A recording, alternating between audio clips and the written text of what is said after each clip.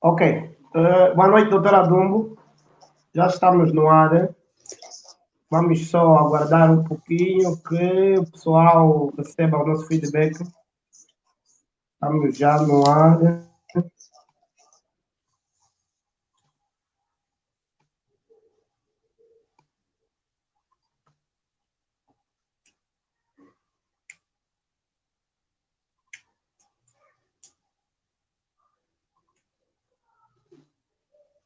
Normalmente leva algum tempinho para as pessoas que nos seguem receberem o nosso feedback.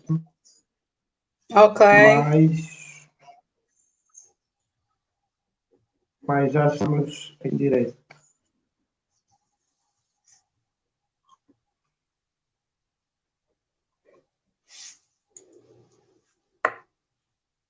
Só partilhar.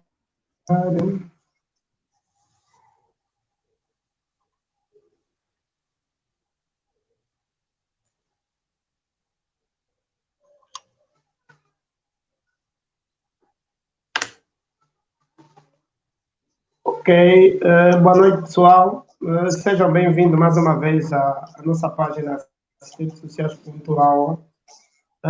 Tal como temos feito nos últimos meses, hoje estamos aqui para mais uma abordagem de uma temática bastante interessante. E hoje temos, como das vezes passadas, hoje trouxemos também uma convidada de grande peso a nível do serviço social e não só. Falo especificamente da doutora Maria Luzia Dumbo, que muito rapidamente vou ler aquilo que é a biografia da doutora Maria Luzia Dumbo, muito rapidamente. Dizer que a doutora Maria Luzia Dumbo é natural da província do Huambo, província de Angola.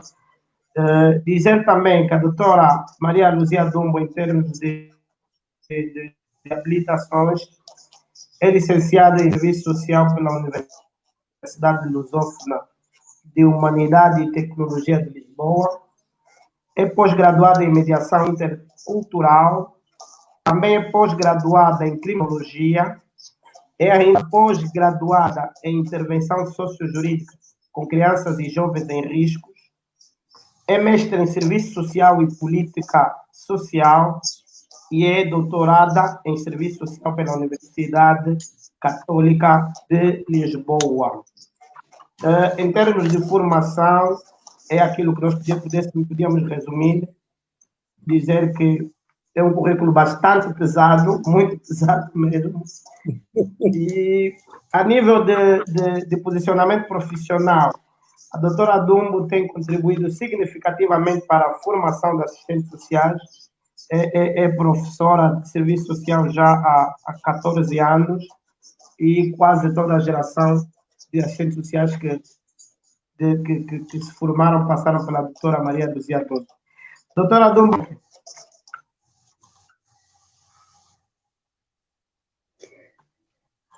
Muito boa noite a todos. Eu começo por agradecer o convite que me foi formulado para poder estar convosco hoje e refletirmos um bocadinho sobre algumas questões relacionadas ao serviço social e ao próprio contexto em que vivemos hoje. Começo também, ou seja, eu gostaria também de felicitar-vos por esta iniciativa, ao criarem esta página onde se pode discutir, falar um bocadinho sobre o serviço social. Eu diria que é uma grande iniciativa e depois, um bocado mais adiante, eu irei me aprofundar mais sobre esta vossa iniciativa. Fiquei muito satisfeita pelo convite que me foi formulado. E é bastante bom estar aqui deste lado e falar um bocado convosco, porque já sinto falta das minhas aulas, aquela interação em sala de aulas, de certa forma, faz parte da minha forma de estar e já sinto esta necessidade de interagir um bocadinho com os estudantes, mas hoje não será apenas com estudantes, mas com assistentes sociais que nos estão a acompanhar e outras pessoas de outras áreas do saber. Quando o Iliandro ligou para mim a me propor para participar deste debate, eu achei oportuno falarmos sobre um assunto bastante importante nos dias de hoje. Antes de eu continuar, gostaria de saber se me estão a ouvir, bem. Estamos sim, doutor. Vamos a ouvir. Sim, ok, exatamente. Então, eu achei por bem falarmos sobre um assunto muito importante e que, de certa forma, tem estado a ser refletido a nível da própria profissão, que é o serviço social. E então, eu tenho estado a trabalhar com algumas colegas naquilo que poderá vir a ser um artigo, que vai falar um bocadinho sobre as questões relacionadas ao risco social e à Covid-19, e então achei por bem partilhar um trecho daquilo que vai ser este trabalho que nós estamos a desenvolver. E então, o risco social, eu acho que numa altura dessas é um tema bastante pertinente a ser abordado, principalmente em função da situação em que nos encontramos hoje. Então, de uma forma geral, o risco social acaba por ser uma expressão associada à incerteza social, cada vez mais usada em ciências sociais e políticas, isto desde finais do século XX, e tem marcado positivamente a ideologia da elaboração daquilo que são as políticas públicas. No fundo, é um conceito que tem estado a ser estudado por pesquisadores americanos e europeus, pelo menos aí a coisa de 30 a 35 anos. No entanto, existem 3 autores que se destacam nesta abordagem sobre o risco social, que é Giddens, Beck e também Weber, mas normalmente o Giddens e o Beck é que falam muito mais sobre o risco social associado ao serviço social, que é que nos interessa aqui. E então, eles caracterizam o risco social como sendo um momento de incertezas, quando se está a viver momentos de uma sensação de indefinição em relação ao futuro, que muitas das vezes se apresenta sem garantias nenhumas e muito menos temos previsibilidades de quando é que estas incertezas podem terminar. E se nós olharmos para a situação que estamos a vivenciar hoje, imposta pelo Covid-19, não é mais do que isso. São momentos de incerteza, nós vivemos momentos de angústia em relação ao futuro, não sabemos o que é que vai ser amanhã, porque até hoje ninguém sabe quando é que esta pandemia vai desaparecer, e as previsões que temos estado a ouvir não são muito animadoras. Então quer dizer que nós estamos a viver um momento de muitas imprevisibilidades, porque não sabemos realmente o que é que nos poderá acontecer amanhã ou depois, não é? Ou seja, estes autores, eles dizem que o risco acaba por ser entendido como uma encenação de catástrofe anunciada, quer dizer que é uma previsão de que alguma coisa poderá acontecer, principalmente no que diz respeito ao desemprego em massa, é o que estamos a verificar, não só a nível internacional, mas também a nível do nosso país. Já estamos a ver empresas a fecharem. Porquê? Porque o próprio contexto em si, imposto pela pandemia, assim obriga. E depois, na altura em que esses autores falavam sobre o risco social, eles também referiam-se, por exemplo, ao terrorismo suicida, porque sabemos que nos últimos anos têm acontecido situações de terrorismo que acabam por dizimar muita gente.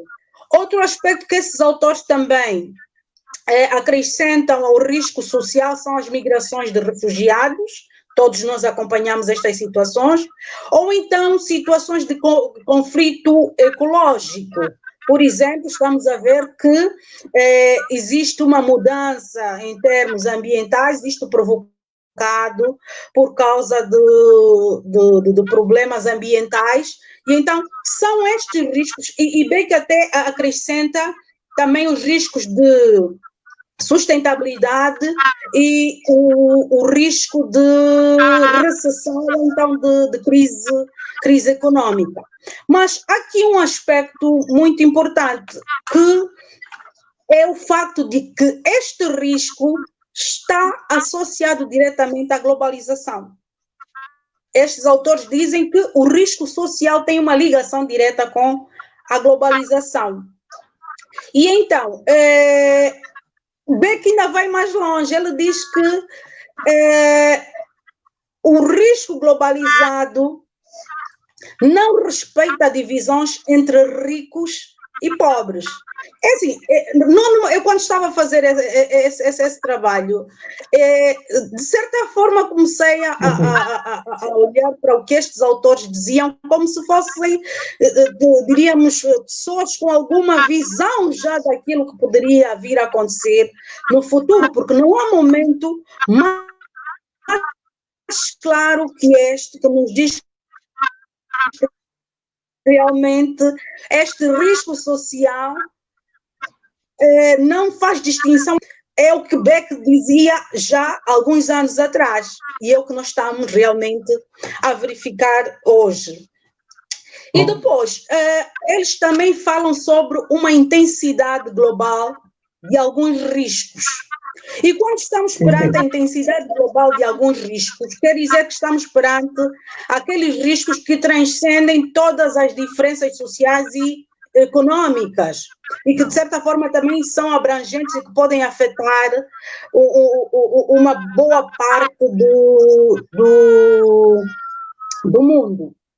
E então, o Beck também nos diz que estes riscos são incontroláveis, quer dizer que nós não os conseguimos controlar e também são inevitáveis, tanto a nível dos cidadãos ou dos indivíduos, quer dizer, nós não temos controle, nós como indivíduos não temos controle nenhum sobre estes riscos, e as próprias instituições, mesmo o próprio Estado também, não tem controle nenhum, principalmente quando estamos perante um risco de alta intensidade, que contém ameaças de vida para milhões de seres humanos, potencialmente para toda a humanidade, ou seja, aqueles riscos que podem afetar toda a humanidade. E, como vocês estão a ver, estamos perante realmente a um risco, que é o Covid-19, que não tem estado a poupar país nenhum. É verdade, alguns com mais intensidade e outros com menos intensidade. No entanto, Giddens desenha especificamente 7 perfis de riscos que estão associados à modernidade.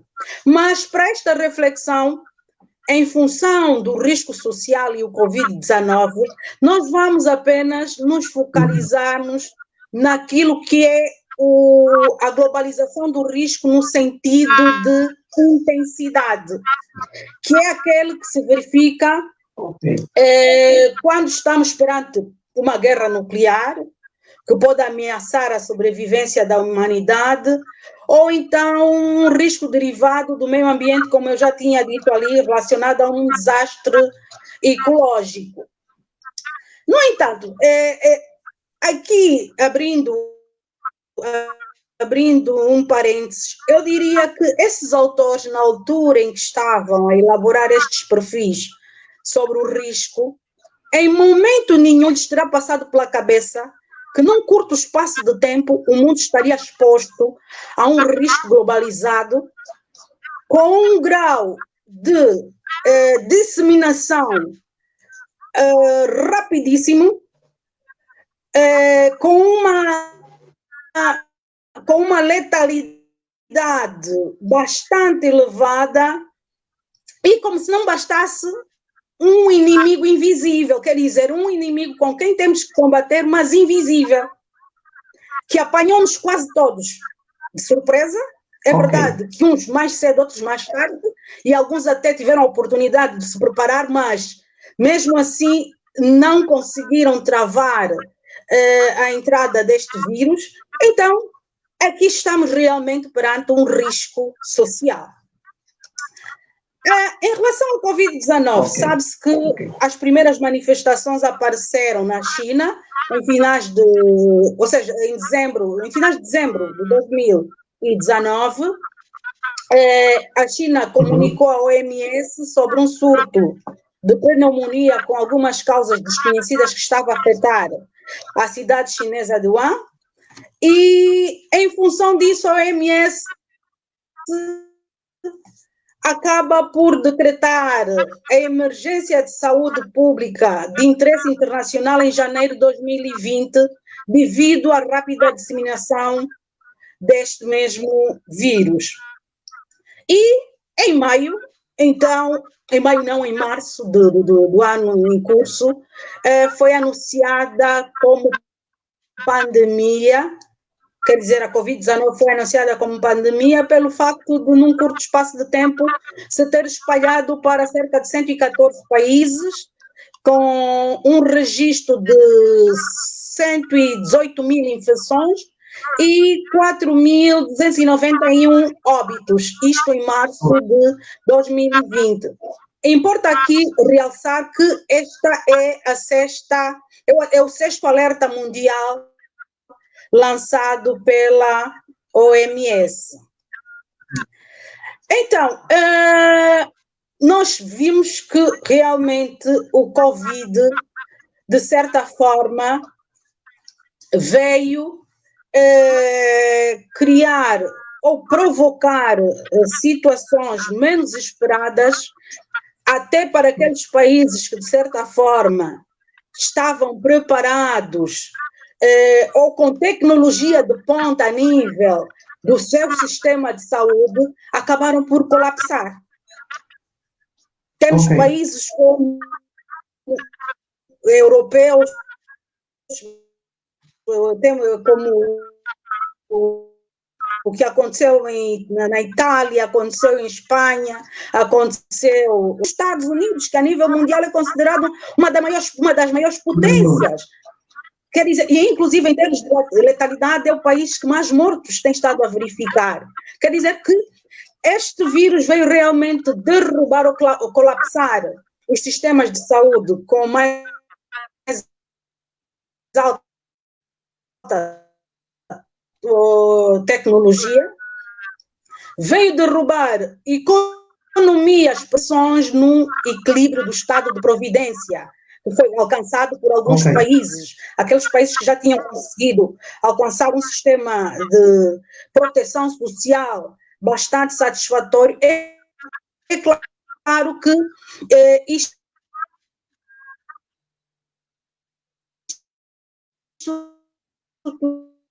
tudo acabou por regredir, e para aqueles países que, de certa forma, o sistema econômico é ainda mais. E, então, o aspecto, é claro que, para além das mortes que este vírus já provocou a nível mundial, um dos elementos que, se calhar, nunca ninguém imaginou, em que se tinha decretado em alguns países o estado de emergência e foi obrigado a todas as pessoas manterem-se em casa. Eu acho que nem nos filmes mais tenebrosos nós pudéssemos imaginar que cidades inteiras fossem fechar por causa de um vírus que está a criar situações bastante desconfortáveis a nível mundial. Bem, então vamos tentar fazer uma pequena ligação entre o serviço social em tempos de Covid. É importante dizer que a categoria do risco social... Sim. Antes de avançar, eu gostaria de colocar uma questão aqui à doutora, não é? A doutora falava da intensidade global, não é? De alguns riscos, e é ali onde surgiu exatamente uma questão. Dentro daquilo que são as funções administrativas dos Estados, não é? Qualquer uma sociedade. Eu gostaria de ouvir da doutora como é que os Estados deviam se estruturar melhor socialmente para, se calhar, não digamos acautelar, mas diminuir o impacto desses vírus, desses riscos. Falo concretamente das sociedades africanas. Vamos tocar, por exemplo, na questão do desemprego. Como é que os Estados deviam acautelar melhor para essas situações?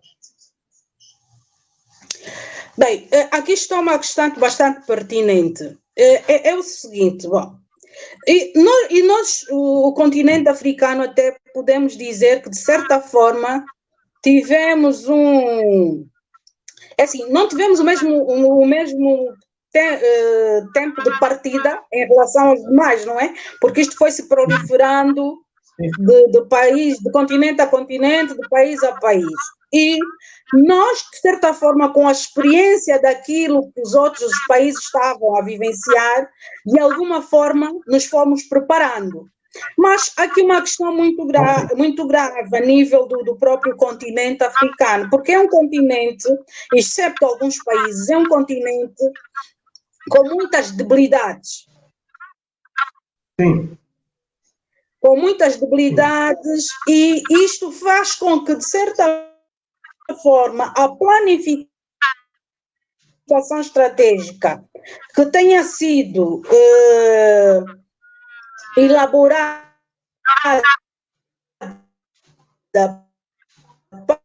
para poder enfrentar este vírus, em alguns casos esteja a fracassar.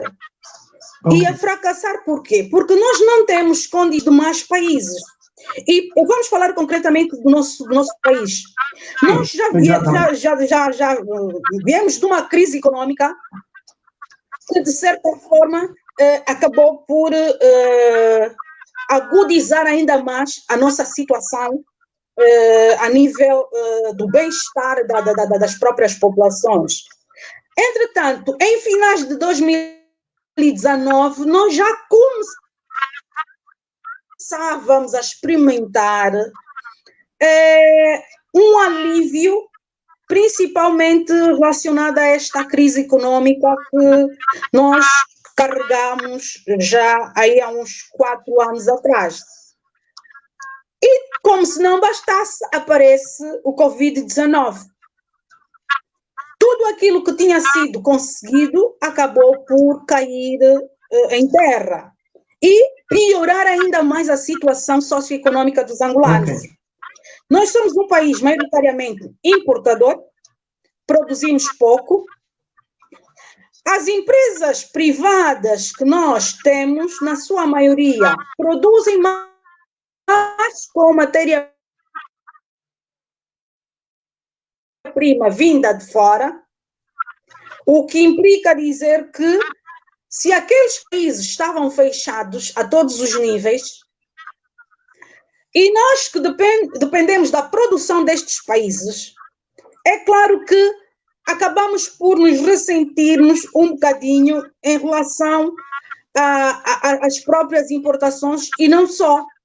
Por quê? Porque os serviços estavam fechados, a desvalorização da moeda aqui tem estado a engendrar um caminho bastante veloz, isto em termos de negatividade, e isso faz com que realmente muitas empresas tiveram que fechar. E nós que já temos um índice isto veio ainda a complicar mais, a referir que nós temos em relação ao desemprego, temos aqui 2 problemas. Daquelas pessoas que já estavam desempregadas, que normalmente fazem a sua vida com base ou sustentando-se a partir do mercado informal,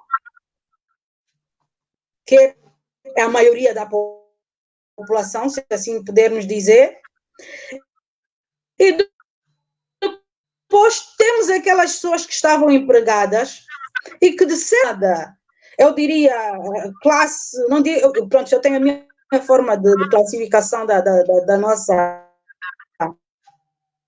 sociedade, eu não diria classe média, mas uma classe intermédia, que está entre a baixa e a média, e que hoje também estão a ver uma situação particular, privado. Este é um exemplo claro que nós podemos levantar aqui, principalmente da forma como é que as instituições ou o Estado, em termos administrativos, podia gerir esta situação. É claro que algumas coisas têm estado a ser feitas, por exemplo, nós vemos do Quenda, temos outras transferências monetárias que beneficiam algumas famílias desfavorecidas, mas nós hoje estamos a encontrar famílias de classe intermédia também a passarem por necessidades.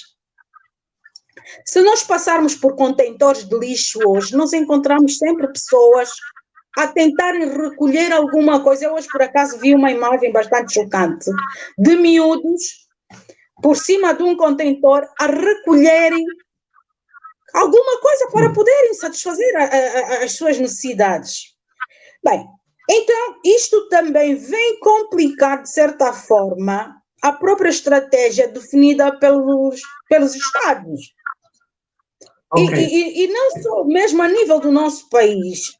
É claro que um país que por si só já se encontra a viver uma situação de crise econômica e depois depara-se com esta pandemia que, de certa forma, acabou por absorver grande parte dos recursos que o Estado tinha para poder criar provisões e acondicionantes para enfrentar a mesma pandemia, é claro que acaba por criar situações muito mais complexas, principalmente no que diz respeito à proteção social que deve ser dada principalmente a estas pessoas ou a estas famílias que hoje estão a passar por uma situação muito complexa. E só mesmo para terminarmos este aspecto, ou este assunto, eu disse no princípio que grande parte da nossa população vive do mercado informal. E estas restrições que têm estado a ser criadas, de certa forma, também vêm piorar ainda mais a situação destas famílias. Imagine lá, um jovem que vende, por exemplo, vamos lá ver, que vende saldo na rua, sim, um vendedor ambulante. Sim. Suponhamos que neste dia ele só conseguiu vender um saldo. É claro que eles, à revelia, ainda conseguem estar na rua, mas, por exemplo, se for alguém que está a vender no mercado, que tem dias estipulados para lá estar, suponhamos que neste dia ele não consegue comercializar os seus produtos. Ele vai ter que esperar mais um dia, que é para poder voltar ao mercado e tentar vender os produtos que ele tem. E se assim não acontecer, ele pura e simplesmente não tem rendimentos para conseguir satisfazer as suas necessidades. E, por outro lado, o próprio Estado, aqui diríamos que acaba por recorrer também à sociedade civil, principalmente no que diz respeito a apoios, para poder suprir necessidades de alguns grupos em situação de maior vulnerabilidade. Quer dizer que nós estamos a vivenciar uma situação bastante delicada e que pode provocar ou criar outras consequências e que, de certa forma, não serão nada abonatórias para o nosso país. Ok, muito bem, doutora, muito bem. Então, agora, doutora, perante esse cenário todo, como é que podemos fazer essa articulação com o serviço social? Bom, é importante, em termos teóricos, dizermos aqui uma coisa. A categoria do risco social entrou fortemente influenciada na profissão, ou seja, na ação ou na atuação dos assistentes sociais. Quer dizer, os assistentes sociais hoje também, não digo hoje, como quem diz, os assistentes sociais também já são vistos como gestores do risco.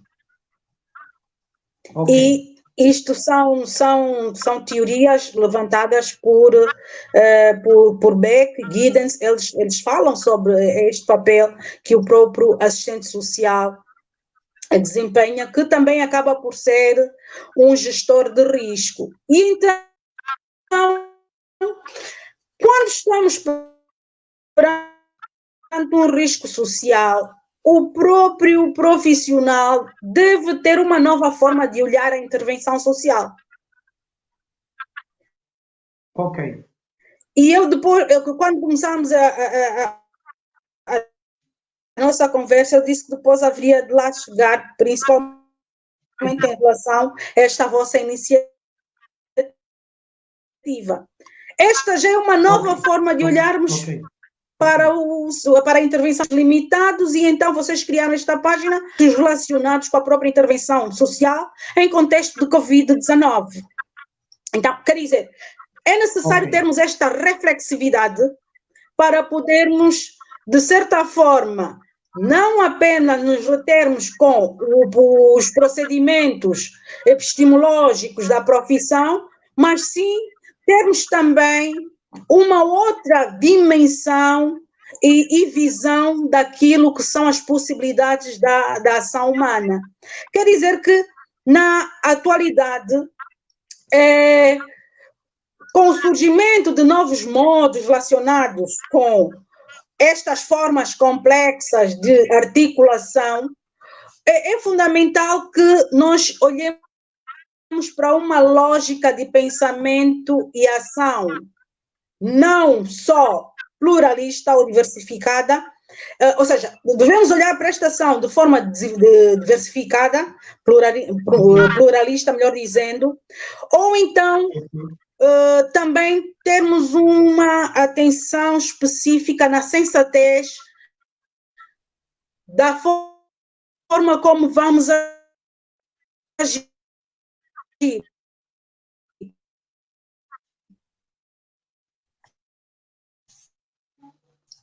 Por quê? Porque hoje é preciso, nós, em função do próprio contexto, agir. E este saber agir acaba por ser mais importante. Por quê? Porque nos vai, de certa forma, dar a possibilidade de olharmos para o problema, olharmos para os contextos de uma forma mais realista.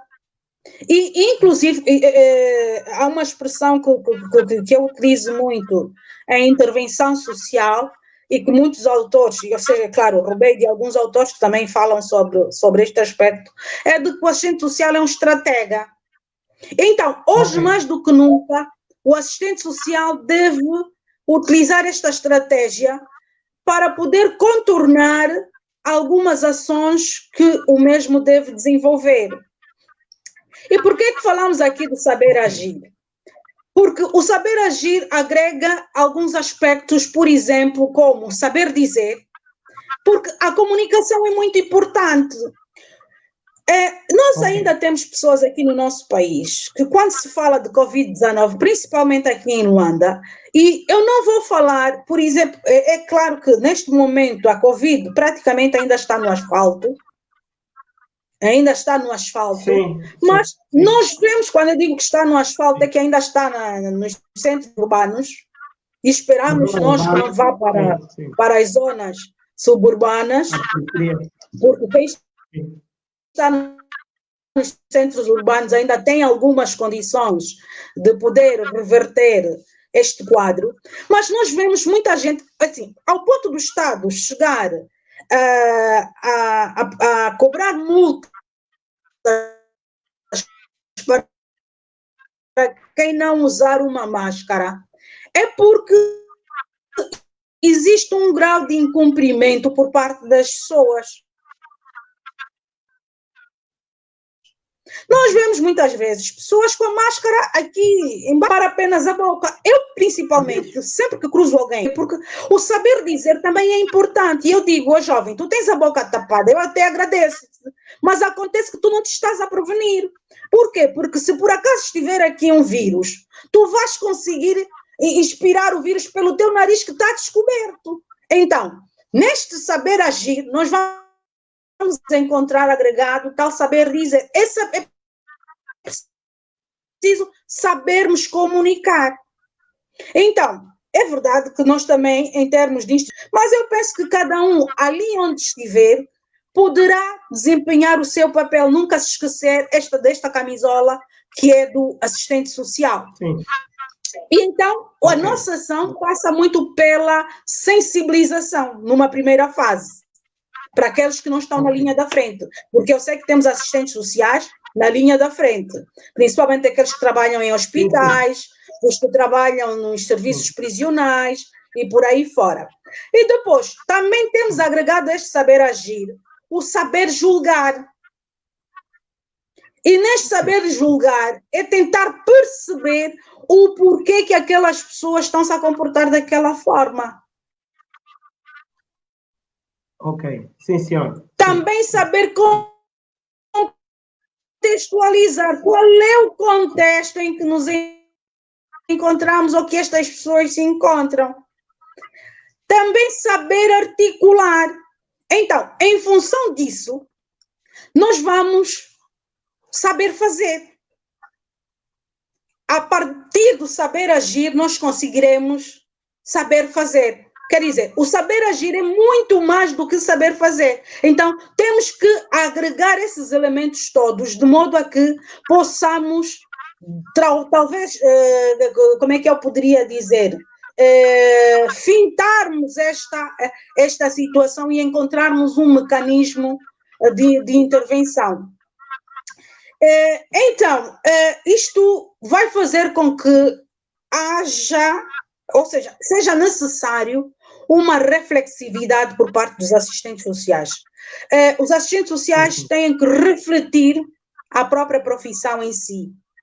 Por quê? Porque os contextos, os problemas ou as questões, é claro que há pessoas que não acreditam que existem novas questões sociais, mas vamos olhar para o Covid é um novo problema social.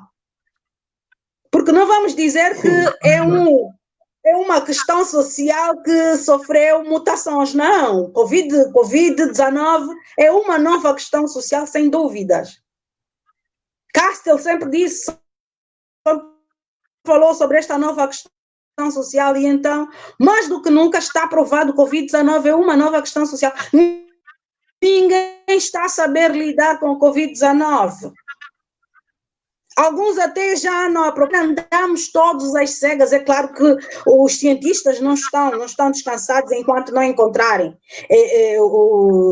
mecanismos para combater esta pandemia, mas que é uma nova questão social, é um novo problema social. Por quê? Porque nos obriga a vivermos de forma diferente, temos que estar todos mascarados,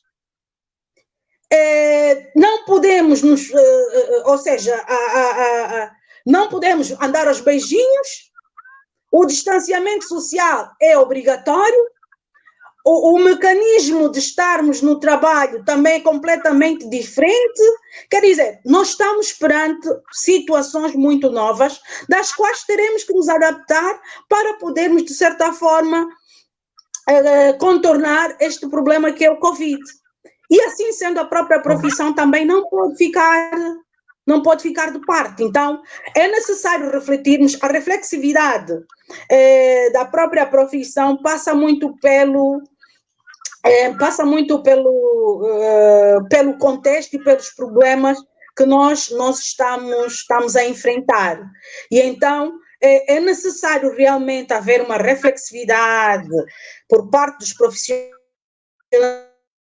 de serviço social, de modo a que possamos reverter este quadro. Não diria acabar, mas pelo menos minimizar os problemas que esta situação tem estado a provocar nas sociedades, nas comunidades, principalmente nas famílias. E nós sabemos que quando uma família vive uma situação de pobreza, as crianças são as que mais sofrem com esta situação, e então é necessário encontrarmos estratégias a nível das próprias instituições do Estado. O próprio Estado em si também tem que refletir nas suas ações de modo a que se consiga minimizar a situação que estas famílias estão a vivenciar. Então, eu penso que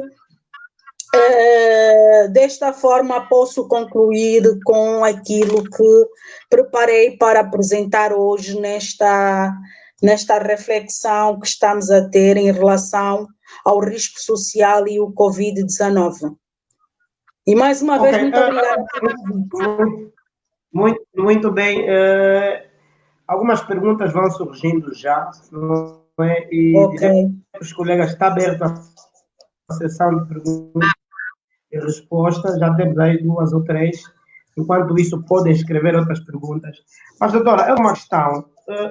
Perante esse cenário todo de incerteza, não é? Perante esse cenário todo de incerteza, qual é a previsão que a doutora faz, mesmo não sendo vidente, não é? Mas do ponto de vista da ciência, a doutora também é pesquisadora, qual é a previsão que faz sobre o futuro, com relação a essas questões todas que estamos a viver?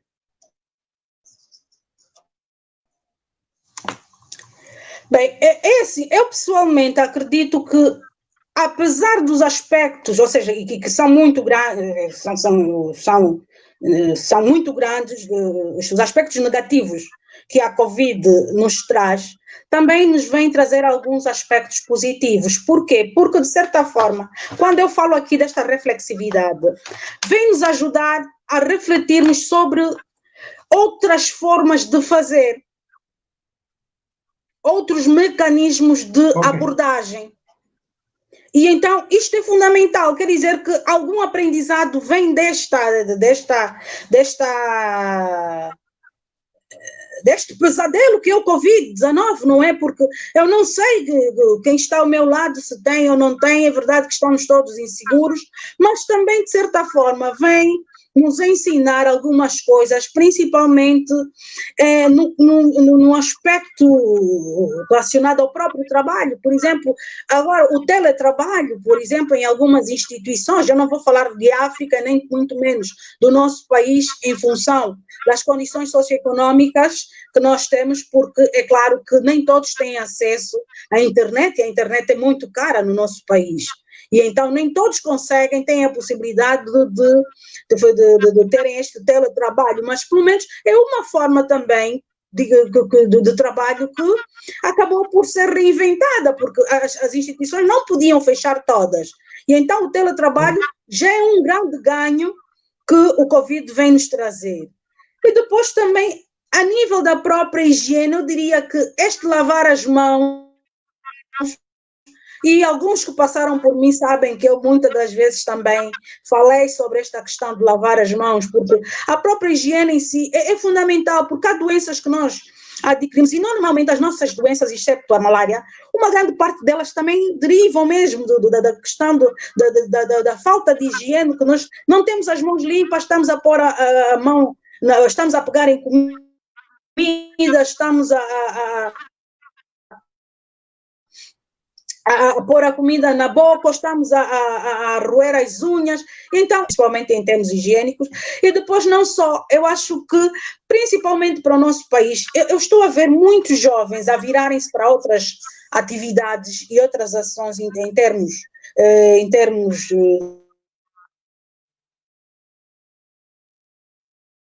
produtivos. Por exemplo, eu conheço um engenheiro informático que está apostado na agricultura.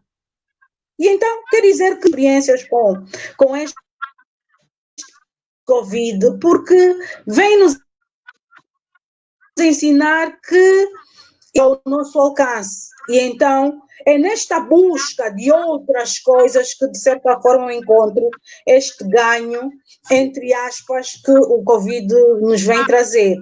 E alguns comportamentos sociais também, eu posso assim dizer. É verdade que, em termos culturais, nós temos formas de estar, principalmente quando estamos em óbitos, e que hoje já não são tão permitidos assim. E que, se olharmos bem, até de certa forma acaba por ser. É verdade que é rígido uma família que vai enterrar o ente querido e só ter a possibilidade de ter 15 pessoas no funeral, mas também havia aí alguns aspectos que, de certa forma, pelo menos para mim, já não eram assim já não são assim tão, como é que eu posso dizer, que poderiam ser ultrapassados a partir, desde que houvesse compreensão e uma reflexão também sobre estes rituais, estas formas de se vivenciarem os próprios, uma forma de. Porque, assim, por exemplo, é verdade que a própria Lei Geral do Trabalho define, por exemplo, que quando se tem. Vivíamos ou vemos casos em que.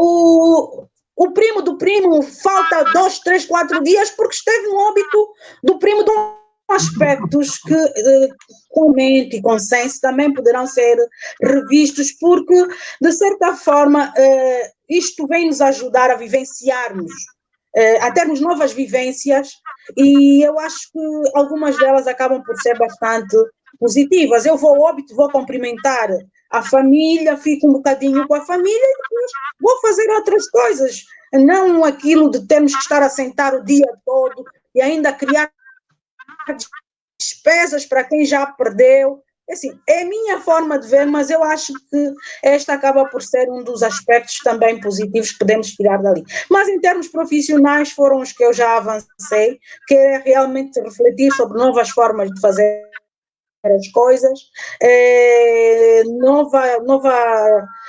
ou seja, reflexões do próprio serviço social. Eu acho que estes são os elementos chaves. Ok, muito bem, doutora. Vamos recebendo muitas questões. Boa parte dos estudantes que agora são as ciências sociais, e, conforme eu dizia na abertura, a doutora é professora de serviço social há quase 14 anos ou mais. E dentre as questões recebidas, recebemos aqui da colega Bernadette Teixeira. Ela diz qual é a reflexão da doutora acerca da abertura ou não das aulas, já que se diz que as famílias empobreceram e as crianças são as que mais sofrem. Será que essas crianças têm condições de assimilar?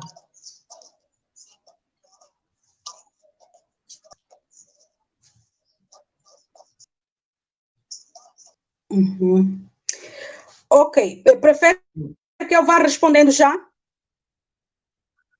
Sim, sim, doutora, pode já responder.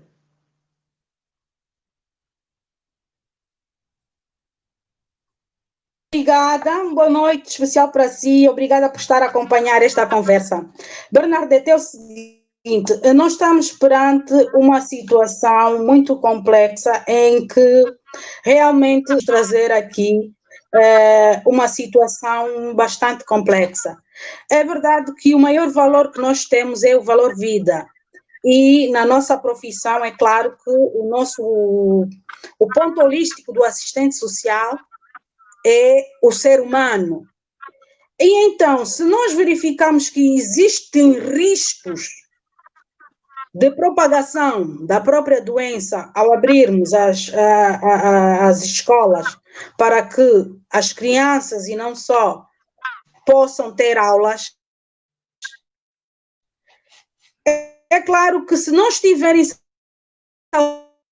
salvaguardadas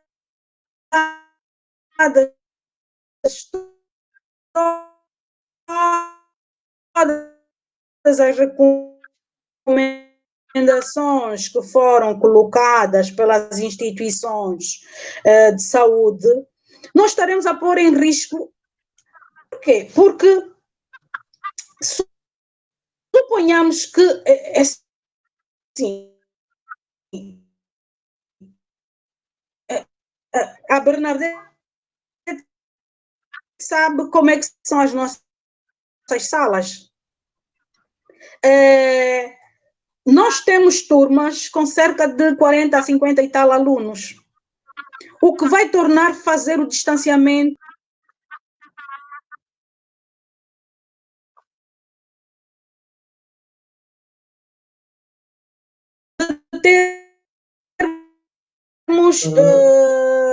fazermos o distanciamento. Okay.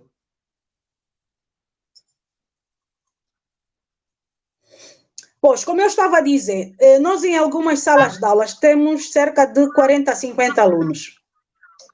E isto vai dificultar fazermos o tal distanciamento social que é necessário. E depois, as nossas escolas, muitas das vezes, nem sequer água para as casas de banho têm. Será que vamos conseguir criar condições para que as crianças, antes de entrarem para a escola, lavem as mãos? Porque, assim, este aspecto de lavar as mãos também tem muito que se lhe diga. Porque suponhamos que eu vou ficar 4 horas num estabelecimento e à entrada eu lavo as mãos. Enquanto eu estiver neste estabelecimento, pode-se dar o caso de eu precisar de manusear a minha máscara e ter contacto, por exemplo, com a boca ou com o nariz. E depois não ter condições de voltar a lavar as mãos.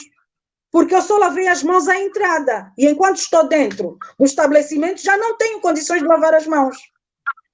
Que riscos eu vou correr? De transmitir para os outros. E o mais caricato é que é verdade que alguns estudos dizem que as crianças são as que menos infectam com o Covid, mas eles têm os avós em casa, têm os pais em casa. E então, é uma situação muito complicada. Há países que estão preparados para experimentarem a abertura das escolas, mas, por exemplo, o Reino Unido experimentou abrir as escolas, mas passado algum tempo voltou a fechar porque começaram a aparecer muitos casos de crianças com Covid. E então é uma situação, é uma questão que tem que ser muito repensada e muito bem analisada, porque é verdade que a Bernadette também pergunta se estas crianças depois terão capacidade de assimilação. As teleaulas também foram bastante importantes. Eu, por exemplo, havia vezes, quando podia, me sentava em frente à televisão e lembrava-me de algumas coisas que eu aprendi enquanto criança. E depois, não só, este papel também acaba por ser dos pais. Bom, para aqueles pais que não têm condições e que já têm filhos mais velhos e que já sabem ler, estimular os mais novos na leitura. Assim, no fundo, é a tal reflexidade que eu falava. Nós temos que nos reinventarmos. Temos mesmo que nos reinventarmos, porque as coisas estão complicadas de tal forma que nós não vamos saber se realmente em setembro abre o ano letivo, se não abre. E então, enquanto isso não acontece, cada um a seu nível tentar fazer as coisas de modo a que a situação não se complique ainda mais. Então, a nível do aproveitamento das crianças, é estimular a leitura. É fundamental estimular a leitura. Nós, ao estimularmos a leitura, estamos a estimular a mente da criança. E estimulando a mente da criança, estamos a prepará-la para receber tudo que é conhecimento que vier dali para frente. E então, esta é a visão que eu tenho em relação a este aspecto. Ok. Muito obrigado, doutora. Temos mais uma questão do colega Estevaldo. Estevaldo Queta, também, por sinal, foi aluno da professora Luísa. E ele pergunta o seguinte: gostaria de saber que métodos o Ministério da Saúde deveria optar para facilitar o regresso às aulas, sabendo que a NIF é uma província que está totalmente infectada. Pois, olá, Keita, espero que esteja tudo bem consigo. Um prazer. É verdade que esta questão do regresso às aulas não depende apenas do Ministério da Saúde, depende também do Ministério da Educação.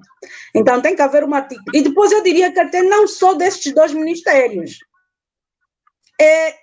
Um dos aspectos que o próprio risco social impõe ao serviço social é a multissetorialidade. Este é um dos aspectos que o risco social impõe ao serviço social. O trabalho em rede, o trabalho articulado com outras instituições. E então, esta resposta não seria apenas do Ministério da Saúde, nem muito menos do Ministério da Educação. Quer dizer que nós teríamos que envolver ali outros ministérios, como o da Ação Social, Família e Promoção da Mulher. Tínhamos que envolver ali, por exemplo, o Ministério da Cultura, Cultura, Ambiente e... Cultura, Ambiente, assim, já não me lembro, mas esse ministério sofreu uma alteração. Sim, exatamente. Também, por acaso. Exatamente, mas eu já me lembro. Exatamente, isso tem que envolver vários ministérios. Agora, é verdade que neste momento só Luanda é que... Bom, só Luanda não. Os maiores casos estão a acontecer em Luanda e as demais províncias, algumas não têm e as outras têm casos muito, muito reduzidos. Mas acontece que este vírus é um vírus muito... Assim, vou usar aqui uma expressão usual, traiçoeiro. Por exemplo, quando começou nos Estados Unidos, a maior parte dos estados já tinha, e Miami não tinha. Tanto mais que o povo de Miami andava pelas praias, tinha uma vida normal, como se o país, ou seja, o país estivesse a viver em situações normais. Mas quanto menos esperaram, Miami acabou por apanhar também o Covid e em escalas muito superiores em relação a outros estados. E então, nós temos que começar a tirar lições dos outros. O que é que está a acontecer com os outros? É claro que eu não quero que o mesmo aconteça com o nosso país, mas eu acho que quanto maior prevenção, porque neste momento, é verdade que também fez-me uma pergunta e agora é que eu me lembrei dela. É verdade que estão-se a fazer muitos estudos, mas neste momento as únicas respostas que existem em relação ao Covid passam pelo confinamento, lavar as mãos e o uso de máscaras. Estas são as 3 recomendações a nível mundial que até o momento ainda encontraram consenso na forma de evitar a propagação do vírus. Que é o uso de máscaras, lavar as mãos e o distanciamento social e o confinamento. Eu falei em 3, mas são 4. Confinamento, uso de máscaras, lavar as mãos e o distanciamento social. Então, se nós estivermos a pensar que não, como só Luanda é que está com este problema e nós aqui estamos bem, então vamos abrir as coisas como se Luanda fosse outro país e nós aqui estamos numa outra área e vamos viver como nos apetece bem entendermos, porque o Covid é mesmo para os que estão em Luanda. É assim, as coisas não acontecem bem assim e nós já estamos a ver. Porque começa sempre com 1, 2 casos. Eu não quero ser aqui a mensageira de mau presságio, mas esperamos que isto não aconteça. Então, o que é que devemos fazer realmente? Prevenir. Vamos prevenir.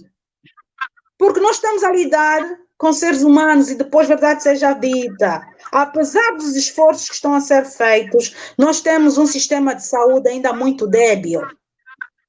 Aquilo que se viu na Itália, se viu em Espanha, se viu na Inglaterra, está-se a ver nos Estados Unidos, está-se a ver, assim, países com tecnologia de ponta. Os sistemas de saúde pura e simplesmente colapsaram. Então, nós aqui temos realmente que cumprir com as recomendações que nos estão a ser dadas pelo Ministério da Saúde, que é a prevenção. O melhor remédio que nós ainda temos é mesmo o da prevenção. Não temos outro. Não temos outro. Ok. Muito bem, doutora. Muito bem esclarecedora. A colega Betinha fez lembrar da cultura, ambiente e turismo. Ok, muito obrigado, cultura, colega ambiente e turismo. Bernadette. Ok, obrigadíssimo. Bem. Obrigado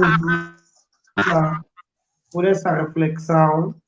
Penso que foi o essencial que podíamos ouvir com relação a esta temática.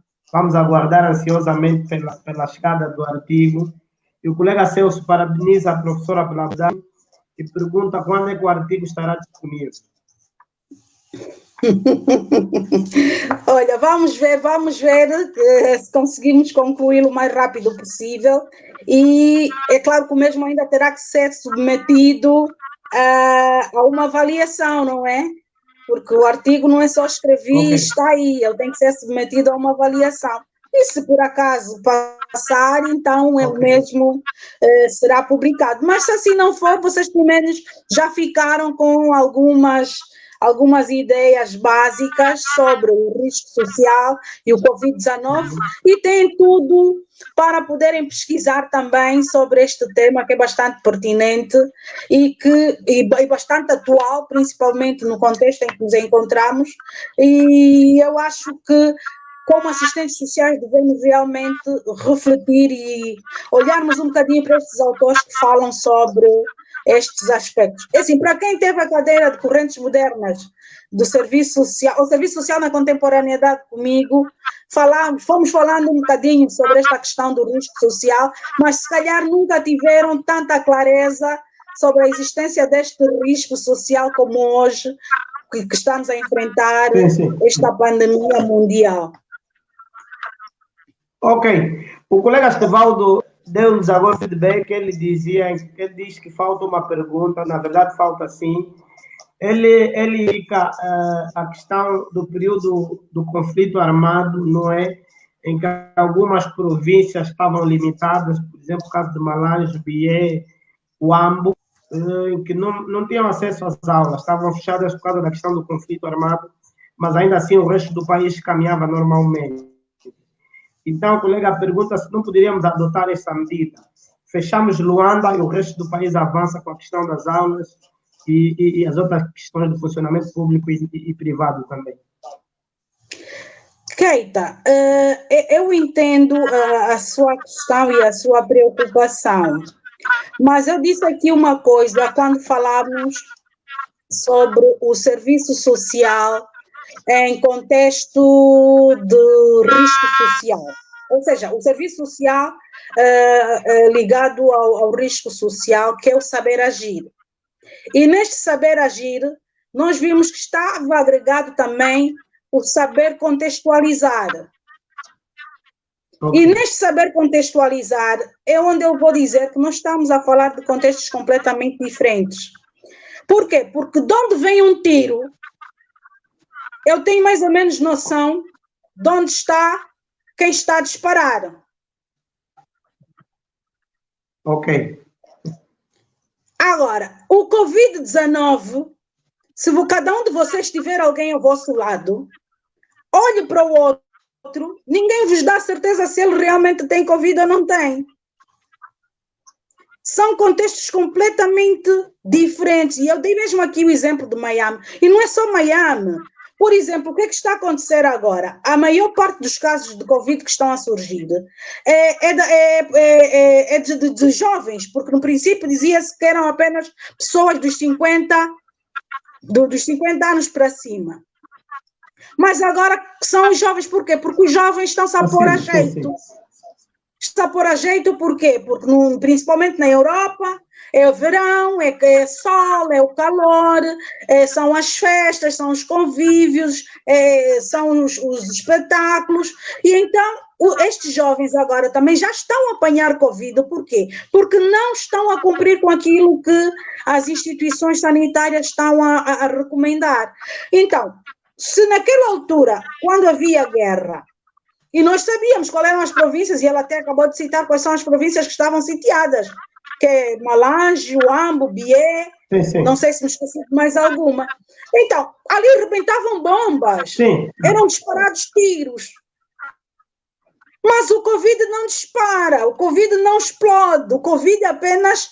E o mais caricato é que o que está acontecendo aqui no nosso país, em muitos dos casos, é que, e principalmente alguns que vão a óbito, é que o indivíduo está em casa e é um outro problema. Este vírus tem uma capacidade de mutação muito grande.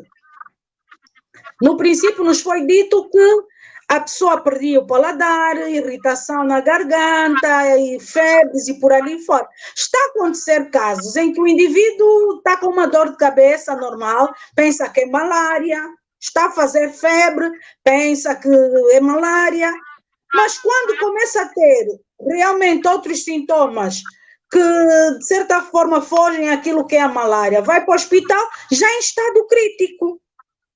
Então, o Covid não explode, não dispara, por isso nós não podemos dizer que não, se só Luanda é que está assim, nós estamos bem, não. Então, é melhor continuarem bem, a protegerem-se, a evitar que realmente este vírus chegue ali em grande escala e depois provocar outras situações menos satisfatórias, porque neste momento o mais importante é o valor vida. As aulas são importantes, muito sim, obrigado, elas doutora. contribuem para o desenvolvimento do ser humano, mas a vida é o bem maior que nós temos e então vamos nos proteger quando as coisas estiverem em condições e o próprio Estado está preocupado com isso, que não quer as suas crianças em casa, então ali eu acho que as escolas irão abrir. Ok, doutora, vindo algumas questões, ainda estamos no tempo, não é? E vou aproveitar e colocá-la. Recebemos agora uma questão da professora Isabel Afonso. Boa noite, professora Isabel. Bem-vinda à página.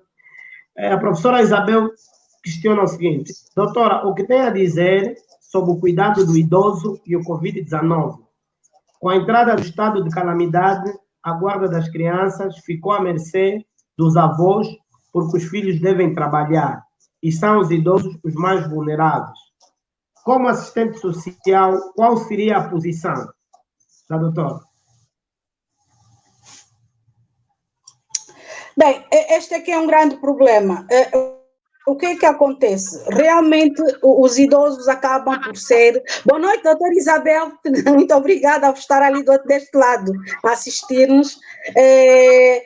E a questão que levanta realmente é bastante pertinente. Por quê? Porque, neste momento, os idosos acabam por ser as pessoas mais fragilizadas e mais propensas a apanharem a Covid-19 e depois, em função das comorbilidades que eles têm, isto acaba por dificultar ainda mais a sua situação de vulnerabilidade, isto em termos de saúde.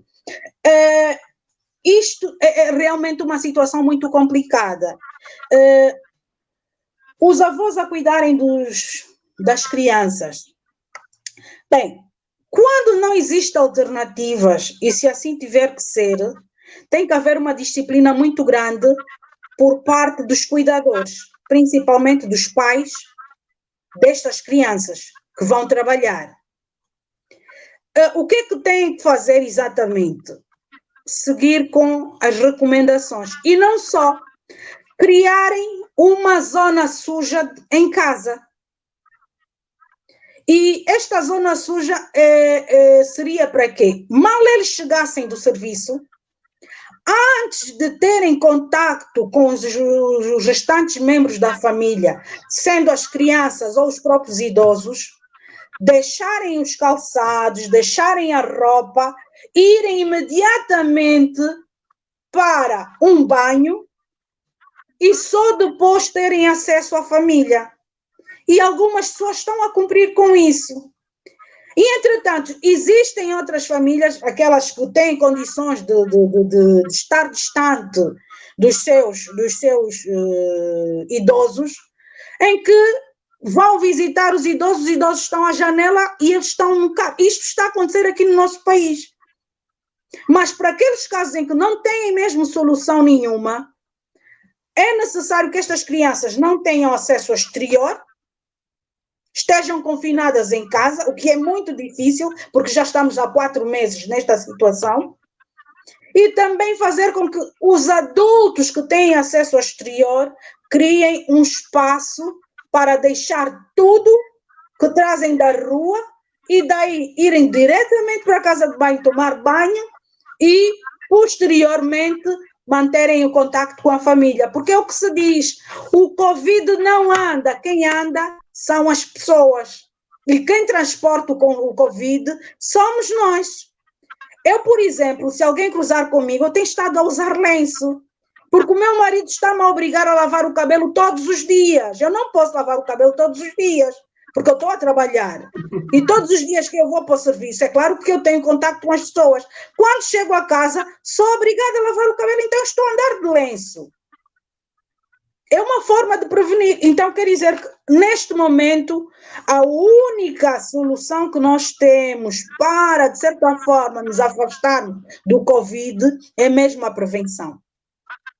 É mesmo a prevenção e os idosos, principalmente, é preciso ter muito cuidado com eles, porque eles, infelizmente, acabam por ser os mais afetados em relação a esta pandemia. Ok, muito bem, doutora. Vamos chegando questões e vamos calculando o tempo. Temos mais aproximadamente 20 minutos. Doutora, uma questão do colega Caetano Mariano. Colega Caetano, boa noite. O colega Caetano pergunta: como avalia a possibilidade do início das atividades desportivas do nível profissional no país? Do conhecimento que as atividades desportivas profissionais são aquelas que mais movimentam massas, que é a nível dos estádios, pavilhões. Como é que a doutora avalia essa questão, já que estamos ainda em fase de confinamento? Boa noite, Caetano. Muito obrigada pela participação e pela questão que coloca. Caetano, eu sou apaixonada pelo futebol. Eu tenho uma paixão enorme pelo futebol. Realmente dói bastante o facto de estarmos a viver uma situação dessas. Mas, infelizmente, eu pessoalmente digo que o nosso país não tem condições de reabrir o campeonato nacional. Não tem. É só olharmos um bocadinho o que está a acontecer na Europa. Por exemplo, a Liga dos Campeões, o que é que está a acontecer? Está num país que conseguiu ter uma das taxas mais baixas de contágio do Covid-19, mas há estádios fechados. Assim, futebol, um jogo de futebol com estádio vazio, é uma coisa terrível, porque o futebol é um espetáculo, não para ser visto sentado num cadeirão e a comer pipocas, mas para estar dentro do estádio e a vibrar.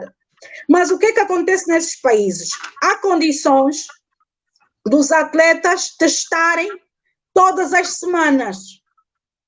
Por quê? Porque eles estão obrigados a estarem juntos para treinar e para isso não podem treinar de máscaras, então eles têm testagens semanais obrigatórias.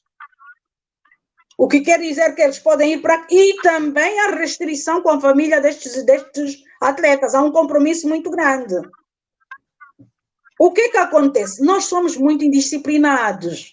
Nós, angolanos, somos indisciplinados. Nós temos dificuldades em cumprir regras. Então, ela até pode assumir com a equipa, dizer que está bem, eu vou mobilizar a minha família para ficar em confinamento. Mas a mulher está com a vizinha a conversar sem máscara. Ou os filhos estão a brincar na rua sem máscaras. E depois, quando chegam a casa, não tomam as medidas necessárias. E o pai, que é o atleta, quando chega, tem aquela interação com a família. Tendo a interação com a família, amanhã, ao dia seguinte, vai aos treinos, está contaminado, vai passar para os colegas. Agora, imaginem, num estádio de futebol, ou seja, num jogo de futebol, por exemplo, um jogo de futebol onde estão cerca de 40 e tal elementos no campo. Só um indivíduo pode ser o veio de transmissão destes elementos todos. Então, é muito complicado. E depois não só, é verdade que a nossa situação em si também é muito complexa, porque neste momento o Ministério da Saúde tem estado a testar determinados grupos. Por quê? Porque existe uma restrição também em termos de material sanitário. E então, eu não sei se até lá o Ministério já terá testes para testar os atletas todas as semanas. Estou a falar do futebol, falando do futebol, posso falar do handebol, posso falar do basquete, exceto aquelas atividades esportivas que estão apenas 2 indivíduos e que não existe muito contacto, por exemplo, com o ténis, mas nós aqui no nosso país não temos ténis, ou se temos, não é assim, ainda não é como é que eu posso dizer, não é assim em grande escala. Então, eu acho que sim, temos mais o futebol... Não percebi. Ok, muito bem, doutora. Não, eu disse ok, está claro, está clara a resposta. Ok. A colega Maura também acabou de entrar, a colega Maura de Olinda. Maura, boa noite. E faz a seguinte questão. A primeira questão que ela colocou, a doutora já respondeu, falava de serviço social e a Covid-19, mas na segunda ela diz, será que a Covid não veio limitar a atuação do assistente social? E eu gostaria de acrescentar se veio limitar ou se é, de facto, uma oportunidade para os assistentes sociais mostrarem o seu real valor perante essa situação de risco. É o seguinte, como eu já tinha dito, boa noite, Maura, espero que esteja tudo bem consigo e obrigada pela questão que me coloca. É o seguinte, esta Covid traz coisas muito negativas, mas também traz algumas coisas positivas. Bom, em termos de limitação da atividade ou da ação do próprio assistente social, isto é bastante discutível, vai depender muito da área em que o assistente social estiver a trabalhar. Mas, como eu disse, acaba por nos dar algumas aberturas. Por quê? Porque nos põe a refletir. Esta tal capacidade de reflexividade que nós temos que ter em relação à profissão, porque nós temos que nos despir dos paradigmas anteriores e criarmos novas formas de agir, novas formas de fazer o serviço social. Temos que nos reinventar, temos que criar novos mecanismos de ação que vão de encontro com as novas necessidades. A título de exemplo, eu disse que com algumas colegas estávamos a escrever um artigo. Nós fizemos um trabalho de campo, onde fizemos um levantamento de algumas famílias que estavam a atravessar uma situação bastante difícil em termos sociais e económicos. Foi um trabalho de campo que nós fizemos, saímos, fomos até o local, fizemos o levantamento e, por sorte, conseguimos apoio para estas famílias. Não foi nada, mas foi alguma coisa. Isso ajuda-nos, de certa forma, a reinventarmos também a própria profissão. Temos que encontrar novos mecanismos de ação. E de certa forma, neste criar novos mecanismos de ação, nós também podemos encontrar outras formas, assim, até descobrir outras formas de agir que vão de encontro ao nosso contexto, porque nesta contextualização nós podemos descobrir muita coisa. A comunicação, como eu disse aqui, é fundamental. A sensibilização e é o que eu disse, nós somos muito incumpridores. Em função desta nossa capacidade de não cumprirmos as regras, nós, o serviço social, podemos tirar muito dali, principalmente naquilo que são campanhas de sensibilização.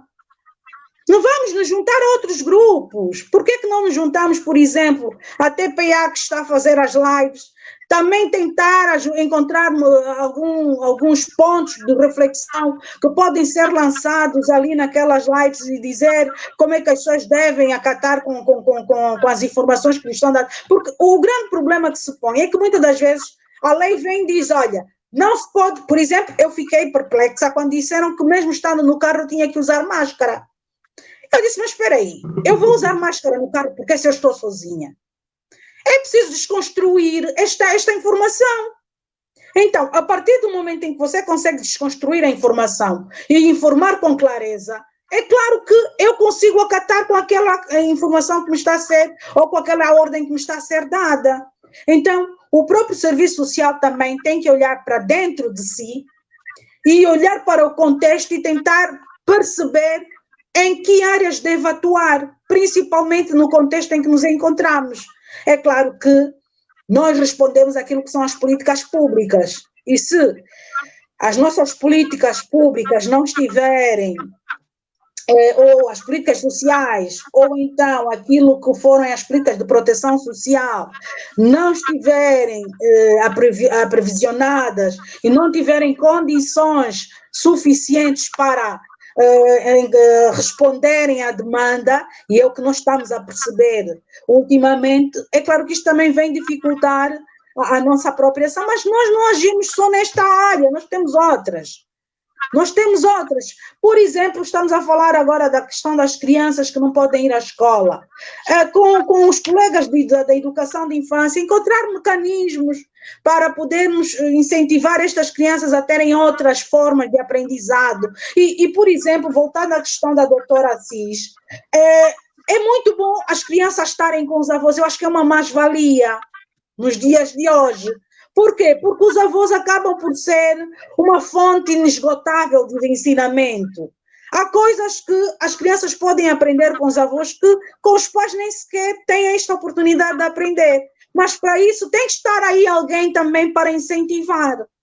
Nós temos que ter capacidade criativa. E vocês, a partir destas plataformas digitais, também podem criar outras formas de intervenção ou de agir, que não sejam personalizados, porque o assistente social hoje acaba por ser o gestor do não trabalho daquelas pessoas que estão desempregadas, e então tentar encontrar mecanismos para que estes também possam refletir e encontrar outras fontes de rendimento. Não é fácil, mas existem outras fontes de rendimento. Se nós olharmos, por exemplo, para quem não está em Luanda, e que não tenha grandes limitações de circulação. Quem está nas outras províncias, pense um bocado na agricultura. Olha, eu hoje, se tivesse oportunidade, eu estava a cultivar tomate. Porque o tomate é diamante, o tomate vai para a panela todos os dias e estaria a fazer muito dinheiro. É claro que não vamos todos para a agricultura, não é? Temos que encontrar várias estratégias, mas é um exemplo que eu estou a dar. Então, temos que nos reinventar, eu volto a dizer isso, temos que nos reinventar, temos que encontrar estratégias, temos que encontrar mecanismos para podermos redefinir aquilo que poderá ser a nossa própria vida. E depois, em contexto de Covid, o Covid vem trazer várias situações, nós já falamos aqui das incertezas, das imprevisibilidades, já falamos aqui dos problemas socioeconômicos que o mesmo também vem trazer para as famílias. Então, a partir dali, podemos encontrar algumas formas de fazer o serviço social em função deste novo contexto relacionado ao Covid-19, que eu volto a dizer que está associado a uma nova questão social. Ok, obrigado, doutora. Uma questão ficou por ser respondida, por acaso não coloquei, embora a doutora falou acertadamente. A colega Bernadette gostaria de saber como é que a produção social pode resolver o problema das populações mais vulneráveis, já que temos essa produção débil. Olha, por exemplo, aí é que está. O serviço social em contexto de risco social, ou seja, o serviço social e o risco social, eles prevêem que o assistente social deve participar das tomadas de decisões, nos centros de decisões. Quer dizer que é fundamental. É claro que isto também é um caminho, não é? Que tem que ser feito, mas o assistente social hoje deve estar ou deve ser incluído no grupo de tomada de decisão. Eu vou dar um exemplo muito concreto. Em relação ao Quenda, eu não sei qual é a província, mas eu ouvi na televisão há coisa de 2 dias que algumas pessoas foram retiradas da lista dos beneficiários.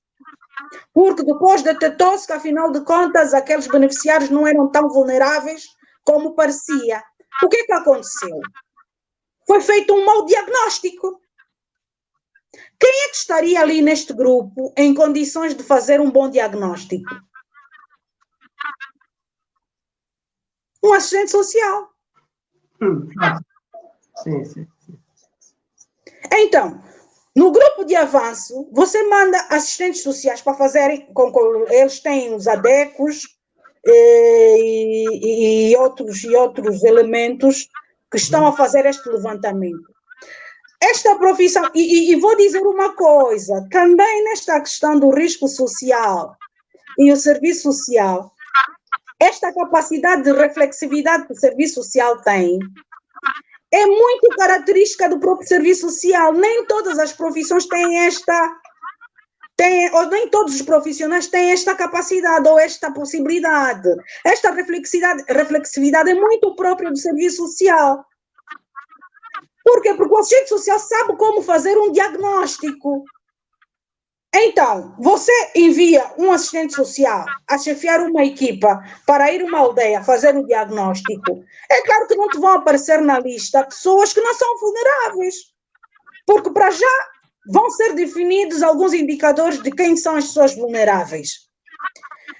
E depois também nós vimos aqui que, para além, ou seja, neste agregado do saber agir, é preciso nós termos também uma sensibilidade, principalmente de percepcionar as coisas, analisar, avaliar e ver. Isto tudo é muito importante para a própria intervenção social. Quer dizer que se o assistente social tiver esses atributos todos, é claro que podem lhe passar algumas coisas, mas há coisas muito, assim, não é possível tirarem cerca de 40 e tal pessoas da lista, não está bem certa se é este o número ou não, porque foram mal avaliadas. É assim, se fosse no total de todo o grupo, ainda era aceitável. Agora, numa determinada região, você vai tirar cerca de 40 pessoas da lista porque foram mal avaliados. É porque quem foi lá não teve o tal olhar clínico que o assistente social tem para poder analisar realmente quem são as pessoas que estão em condições de receber este apoio e quem são as pessoas que não recebem este apoio. Então, a partir do momento em que o assistente social fizer parte dos poderes decisores, principalmente daquilo que são as estratégias, os programas, as políticas, seja lá o que for, é claro que as coisas correm melhor. Mas isto é um caminho, não é um processo. É preciso nós afirmarmos como tal e, a partir dali, começarmos a ser chamados também para ajudarmos a redefinir as políticas, porque muitas políticas, até que são redefinidas, acabam por não surtir o efeito desejado. Por quê? Porque não se fez esta análise. Por exemplo, você vai levar latarias a uma população que nem faz uso de latarias, é assim. Isto, a partida, é um erro crasso. O que é que está a faltar ali? O olhar clínico, a palavra do assistente social, dizer, mas qual é a população com a qual vamos trabalhar? Quais são os seus hábitos alimentares? Vale a pena levarmos a sardinha em lata? Não é melhor levarmos a fuba e o feijão, o óleo, que se calhar é mais viável para podermos minimizar as condições destas populações. Então, são estas coisinhas, assim, são pequenos exemplos que eu estou a dar, mas no fundo é por aí. É por aí. Nós temos que estar inseridos nestes grupos que estão a trabalhar, mesmo a nível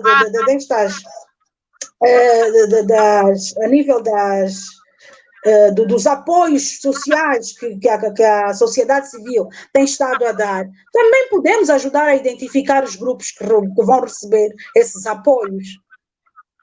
E então, é por aí. Ok. Muito obrigado, doutora. Estamos mesmo em tempo.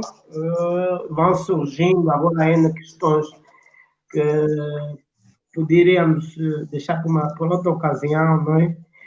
Em todo caso, mandar nossas saudações para os colegas do Brasil. Estamos a ser vistos também a partir do Brasil por uma página brasileira que decidiu partilhar conosco, que são todos assistentes sociais. Doutora, agora surgiu outra questão bastante pertinente, mas eu já coloco. O colega Caetano diz assim: que ações o IS e a Associação dos Assistentes Sociais podiam aproveitar nessa época para garantir a inserção de assistentes sociais em projetos de interesse social na comunidade? Hoje os profissionais estão em ação e nós confinados porque somos uma profissão nova sem visibilidade. Na verdade, ele pergunta das 3 instituições, não é? Quais são as ações que podiam tomar a essa altura para aproveitar dar visibilidade à própria profissão? Bem, é uma questão bastante pertinente, né? Mas eu, infelizmente, não me encontro em condições de responder esta questão. Por quê? Porque ele realmente aponta ali 3 instituições, que é o IS, o ISUP e a Associação dos Assistentes Sociais. E eu acho que a questão seria muito melhor respondida por quem responde por estas instituições, não é? E então, realmente, mas é uma questão que fica para a reflexão de todos e quem sabe alguém destas instituições esteja depois em condições de responder à mesma, mas não deixa de ser uma questão interessante. Muito bem, doutora. Nós também temos mesmo live agendado essas instituições. Talvez vamos aguardar um momento para colocar essa questão do colega Caetano Mariano. Em jeito de remate final, doutora, dentro daquilo que são as atividades de pesquisa que a doutora vai desenvolvendo, no currículo da doutora consta também algumas obras, não é? Falo concretamente do livro que fala sobre a delinquência juvenil em Luanda. Eu, por acaso, nunca tive a oportunidade de ler este livro, nem ter o contato com este livro. E, se calhar, alguns também não, e outros sim. Então, gostaria, assim, de uma maneira resumida, a doutora podia nos fazer uma entrada, uma navegação para aquilo que são os aspectos que traz na abordagem do livro. Bem, é um livro que está esgotado e muito obrigada por tocar neste assunto.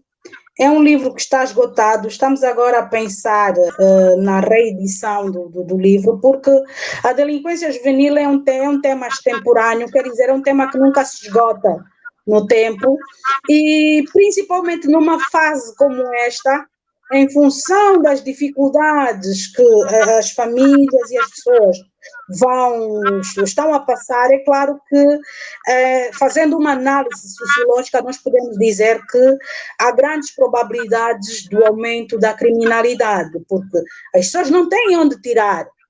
E então, de certa forma, isto vai fazer com que os níveis de criminalidade do nosso país aumentem.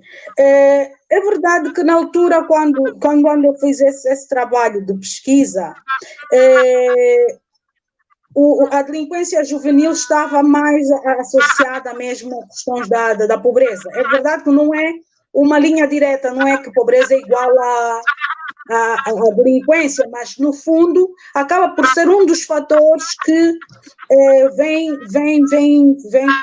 alavancar a estes comportamentos desviantes. E então isto é bastante preocupante e, assim, para além de nos preocuparmos e protegermos do Covid, o que eu digo é que temos que também ter muito cuidado e nos prevenirmos de supostos meliantes, porque as coisas não estão fáceis e a qualquer um, normalmente há uma máxima que diz que quando a fome entra pela porta, a dignidade sai pela janela. E então, estas situações de escassez de alimentos, esta vaga de desemprego que nós estamos a enfrentar, de certa forma, vai ser uma janela aberta para que o índice de criminalidade venha a aumentar no nosso país. Não estou a querer dizer que é dado como certo, mas as probabilidades são essas. Normalmente, quando estamos a viver momentos de pobreza, é claro que as pessoas têm tendência, aquelas que têm uma capacidade de resiliência muito baixa, a encontrarem outras formas de sobrevivência, e estas formas de sobrevivência acabam por passar pela prática de atos criminosos. Ok. Muito obrigado. Penso que é tudo que nós temos para hoje. Vamos recebendo algum feedback, fundamentalmente dos ex-estudantes da doutora, do qual eu faço parte com muito orgulho, que vão dando feedback positivo. Em jeito de remate, doutora, alguma coisa a acrescentar? Bem, eu começo por, ou seja, para terminar, eu volto a agradecer-vos pelo convite que me fizeram. Estou bastante feliz em estar aqui deste lado e estarmos a falar um bocadinho sobre o serviço social. Realmente é um prazer enorme estar aqui deste lado e quero dar-vos força para continuarem com este trabalho que estão a fazer. Está ali uma reinvenção que vocês fizeram, é uma nova forma de fazer o serviço social. Exatamente. Quantas pessoas neste momento estão do outro lado a ouvir-me e se calhar a levantarem também algumas questões e a encontrarem possíveis respostas para estas questões. É uma forma de fazer o serviço social e felicito-vos muito, principalmente por esta iniciativa, porque eu acho que já é um passo bastante significativo que vocês dão, principalmente no que diz respeito à própria afirmação do profissional de serviço social. Quer dizer que vocês já têm esta capacidade de poder discutir sobre a profissão e, inclusive, abriram um espaço, uma vez que o Covid nos limita a estarmos juntos, vocês abriram um espaço nesta plataforma digital para discutirmos sobre as questões relacionadas ao serviço social e não só. Em termos conclusivos, volto a dizer, a Covid tem rosto, tem nome, tem endereço e, infelizmente, em alguns casos, tem número de cova.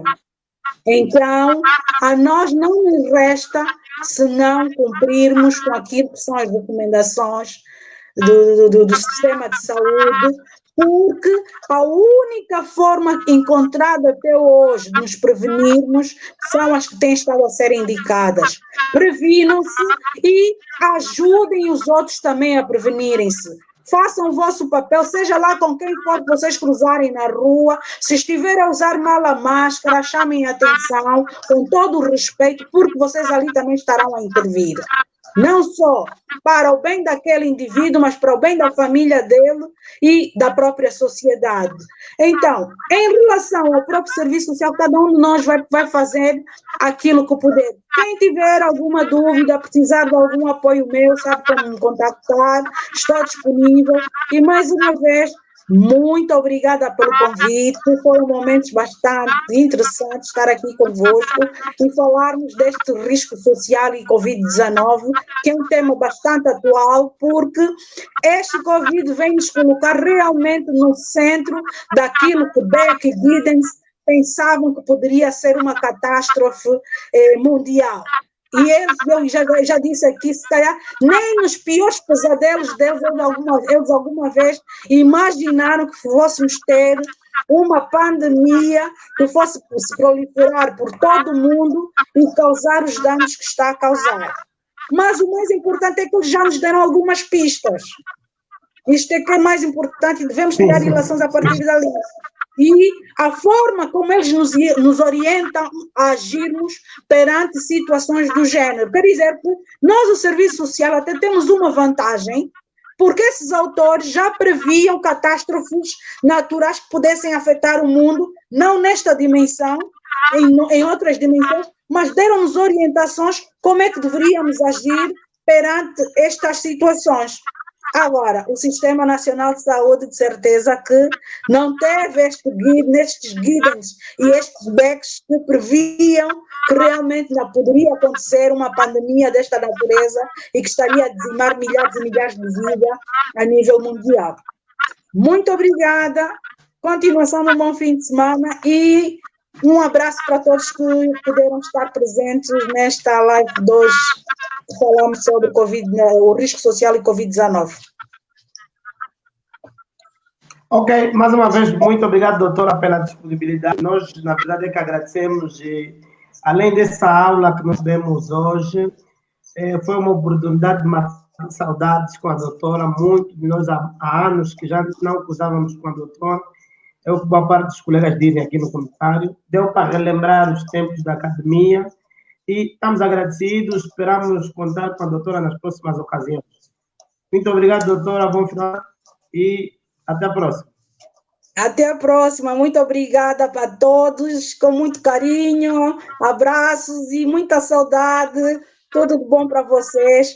E continuem a desbravar terreno, porque nós temos muito para fazer. E aconselho a leitura, eu sempre aconselhei-vos a lerem, leiam. Okay. Há muita coisa de serviço social que é nova, e então sempre que tiverem oportunidade, leiam. Nós temos muito